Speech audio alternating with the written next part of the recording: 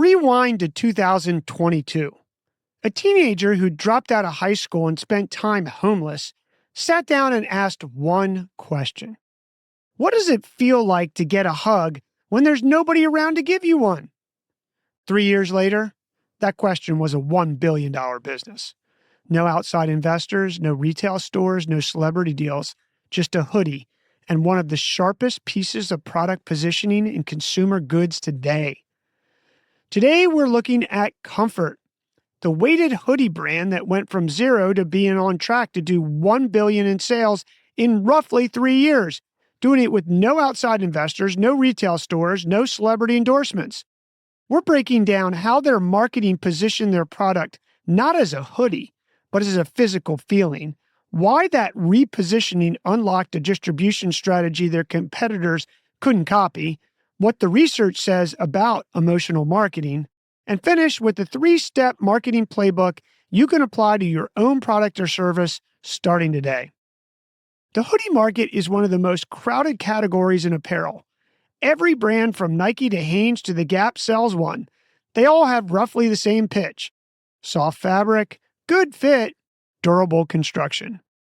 American Apparel built a $634 million company on exactly that playbook. Quality basics, ethically made, premium cotton. And it worked. It just took them over 2 decades to get there. To be fair, they were building without social media, without the distribution tools that exist today. They ran the best playbook available at the time. But that's the point. Even best in class, the features playbook moves at a certain speed. When your product is a commodity with a good story attached, a competitor can always match the story. And then you end up in a race that costs years.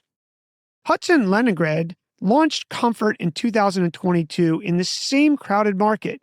No manufacturing relationships, no brand equity, no real budget, to be honest. He priced it at $140 and sold almost nothing. So he went back to the drawing board and asked himself another question. Why do people buy hoodies? And the truth is, people don't really buy hoodies. They buy what hoodies make them feel. Most apparel brands know this intellectually and still market features, because features are easy to photograph and easy to explain. Hudson did something harder. He built the feeling directly into the product, named the product after the feeling, and let the feeling sell itself. The hoodie is weighted, slightly heavier than a standard hoodie, designed to apply gentle distributed pressure across the torso. The sensation is the closest thing to a hug you can wear. He wasn't selling outerwear. He was selling the physical experience of being held. That repositioning changed everything downstream. His first move? Fixed the price. At $140, the hoodie had no brand to justify it. So Hudson dropped the price to $60. In 2 weeks, Comfrt did $150,000 in sales and sold out of inventory. Painful lesson in forecasting, but proof the positioning had cracked something wide open. His second move? Go all in on TikTok Shop. No Amazon, no retail pitches, a platform where content and purchase happen in the same scroll, built for exactly this kind of product. His third move? Walk away from big influencers. He spent $25,000 on a creator with a loyal following, made some money, then scaled to larger names with millions of followers. None of them converted. He drew a line. Follower count doesn't matter. Content does. What Comfrt built instead was a commission-based affiliate network. 600,000 creators, most of them micro, all producing content only when a sale happens. No upfront spend, no guaranteed fees. The creator who makes someone feel something gets paid. The one who doesn't cost him $1. The result? Comfrt became the most purchased hoodie brand on TikTok Shop. Over 1 million units sold, 4.7 stars. When someone searches hoodie on TikTok, Comfrt comes up first, above Nike, above every brand that's been in this category for decades.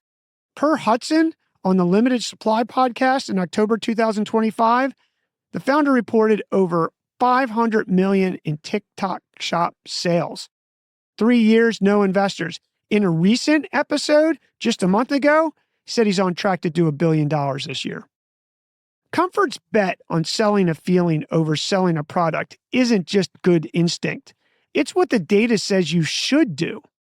In 2013, researchers Binet and Peter Field published the long and short of it through the Institute of Practitioners in Advertising. They analyzed over 1,400 advertising effectiveness case studies spanning 30 years of IPA data. The finding? Purely emotional campaigns outperformed purely rational, feature-based campaigns by nearly 2 to 1. 31% profitability increase versus 16%. Emotional campaigns also outperformed rational ones on every single brand metric tracked: awareness, trust, differentiation, and long-term market share growth.